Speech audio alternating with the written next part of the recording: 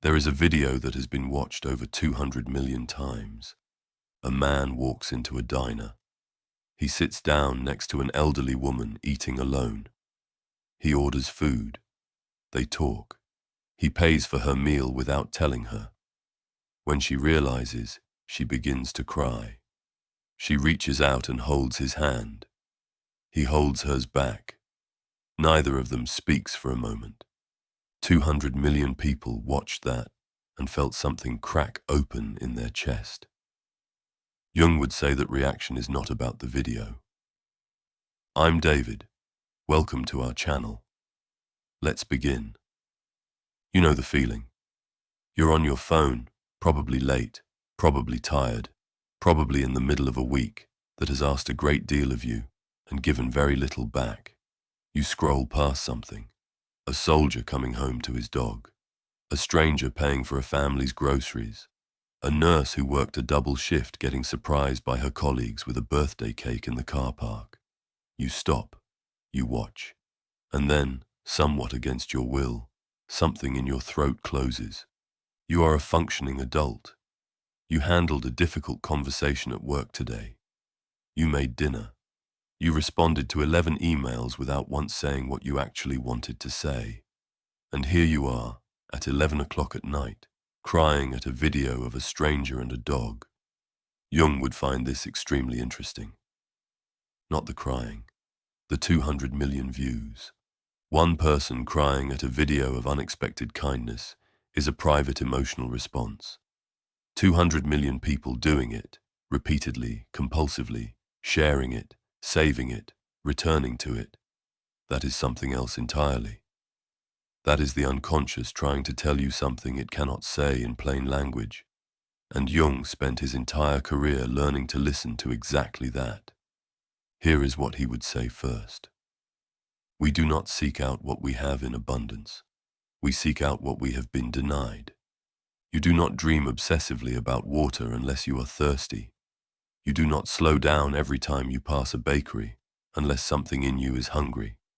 And you do not return, again and again, to videos of strangers being genuinely kind to each other unless something in your daily life has been running on a significant deficit of exactly that. Jung called this compensation. The psyche, that vast, largely ungoverned interior life you carry, is always moving toward balance. What gets suppressed in waking life finds another door. You cannot refuse it indefinitely. It comes back as a dream, as a craving, as a YouTube video at 11 o'clock that turns out to be much harder to scroll past than you expected. The question worth sitting with is not why the video is moving. The question is what it says about the world you're living in, that a stranger paying for an old woman's meal in a diner constitutes something remarkable enough to make 200 million people stop. Think about a typical Tuesday. You commute, or you open a laptop at a kitchen table. You interact with somewhere between 5 and 50 people. Most of those interactions are transactional, not cruel, not cold. Transactional. The coffee order, the Slack message, the meeting that could have been an email, the polite exchange with a neighbor you have lived next to for 2 years and whose name you are still not entirely certain of. At no point does anyone look at you, really look at you, and do something simply because you exist and you matter. That is not a complaint. That is Tuesday. But the psyche keeps a record. It notes every interaction. It registers warmth and its absence with equal precision.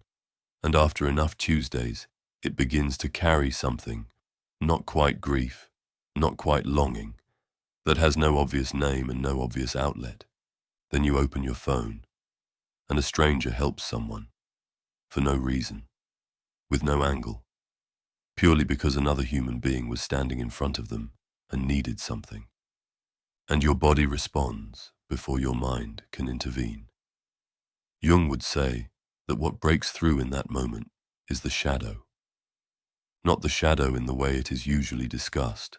That is half the picture. The shadow in Jung's framework is everything the conscious self has decided it cannot be. And for a great many people navigating modern life, what has been quietly, systematically decided is this: need is weakness. Receiving is dangerous. Wanting something from another person without having earned it first is a vulnerability you cannot afford. This does not arrive as a philosophy. It accumulates as a habit. You learn slowly that it is safer to manage than to need, safer to give than to receive, safer to be fine than to be honest about the fact that you are not entirely fine. And over time, that habit becomes a personality, capable, self-sufficient, slightly unreachable. The shadow holds everything you have decided you cannot be, including, and this is the part Jung would press on, the person who simply allows someone else to be kind to them. There is a specific kind of scene that plays out regularly in real life and never quite makes it into kindness compilations. Someone does something genuinely generous, unexpectedly generous, and the person receiving it immediately asks, "How much?" It is said automatically, because the brain, trained in the logic of exchange, cannot locate the transaction and therefore cannot locate the safety. Everything has a cost. Everyone wants something. Kindness without a price tag is either a mistake or a trap, and the mind moves quickly to find which one. Jung would recognize this immediately. It is the persona doing its job, the mask built for social survival, competent, composed, never caught needing something it did not budget for. The persona is not villainous. It is genuinely useful. It gets you through Tuesday. It just has one significant limitation. It cannot let anything in that it did not plan for. An unconditional kindness is, by definition, something you did not plan for.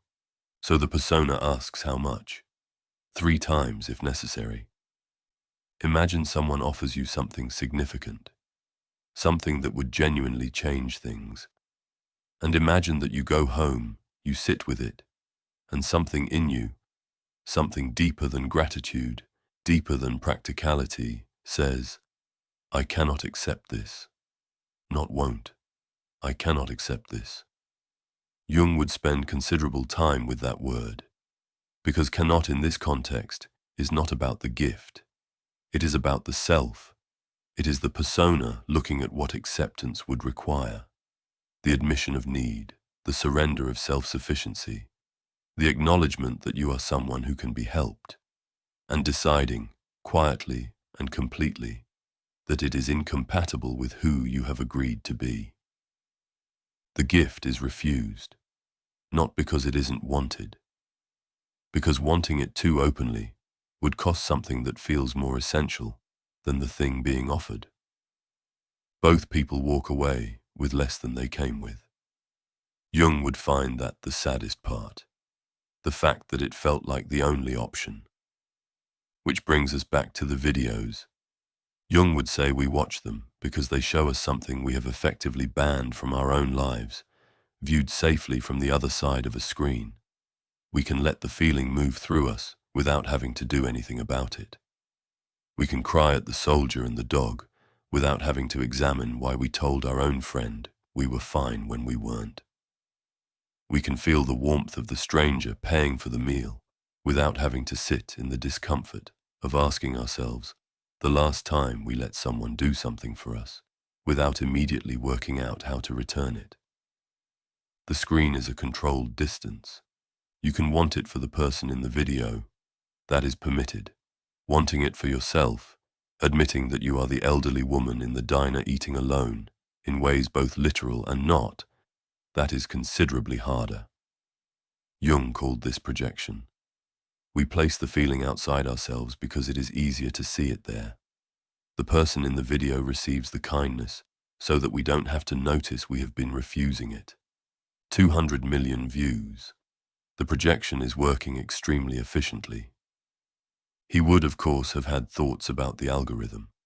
The fact that platforms learn, with remarkable speed, that these videos retain attention, generate shares, produce the kind of emotional response that keeps people on the app longer than almost anything else.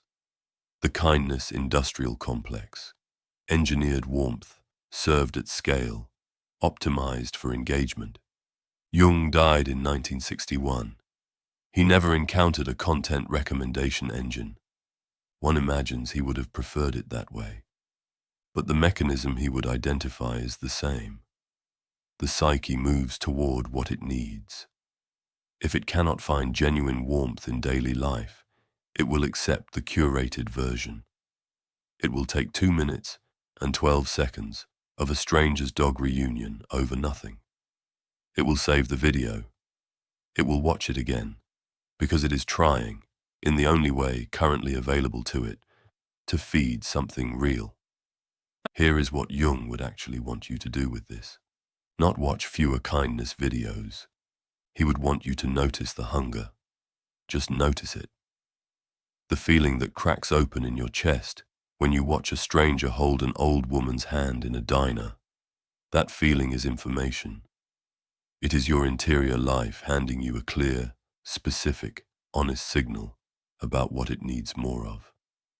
And then he would ask, quietly, in the way he asked everything, what would it take to let that in your actual life, not performing it for someone else, receiving it from someone who is offering it, because the videos will keep coming. The algorithm will keep learning, and 200 million people will keep crying at strangers being kind to each other, putting down their phones, going to sleep, and waking up the next day to another Tuesday. The question Jung would leave you with is a simple one. What are you waiting for? Thanks for listening, and I hope you've gained something from our time together. Please remember to like, share, and subscribe to our channel. This helps us to continue to keep making great content for you.